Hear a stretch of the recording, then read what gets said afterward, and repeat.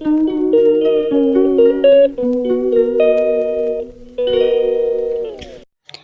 চলো আজ তোমাদের সাথে একটা নতুন ভ্লগ শেয়ার করে নিই। তো হ্যালো হাই এভরিওয়ান, আশা করছি তোমরা সবাই খুব ভালো আছো, আমিও ভালো আছি। আর দেখো এটা হচ্ছে একটা শনিবারের ব্লগ।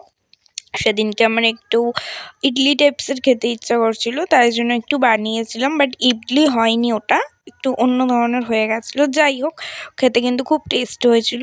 দেন ওকে একটু ড্রয়িং করতে বসিয়েছিলাম। তোমরা সবাই ওকে কম বেশি চিনবে, ওটা হচ্ছে আমার দিদির ছেলে হিয়ান।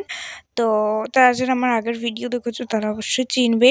আর ওকে ড্রয়িং করিয়ে নিয়ে এসে আমি চলে গেছিলাম আমাদের বাগানে। এই শিউলি গাছটা দেখাচ্ছিলাম যে কয়েক মাসে কত বড় হয়ে গেছে আর কত ফুল দেয়। এই যে দেখাচ্ছিলাম, নিচটায় একবার নাড়াতেই পুরো ভরে গেল।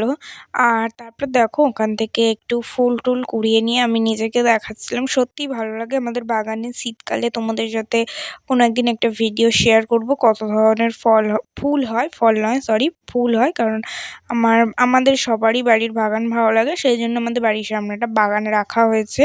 এরকম সুন্দর সুন্দর ফুল গাছ আছে। আর দেখাচ্ছিলাম যে এটা আমাদের মনসা মন্দির, মানে মনসা ঠাকুরের জায়গাটা, আর তুলসী ঠাকুরের জায়গাটাও কি সুন্দর লাগছে।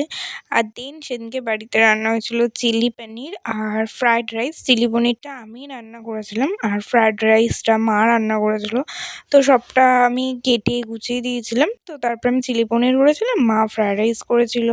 আমি এদিকে তার সাথে আরেকটা মেনু করতে বসেছিলাম, আমড়া মাখা, যেটা সত্যি খুব ভালো লাগে শীতের এরম দুপুরে হালকা হালকা। আর এদিকে হয়েছিল আমের চাটনি, এই যে দেখাচ্ছিলাম। দেন দেখো আমি স্নান টান করে ভাত টাত খেয়ে নিয়ে আর এই যে বসে গেছি। তো চলো আজকের ভিডিওটা এই পর্যন্তই।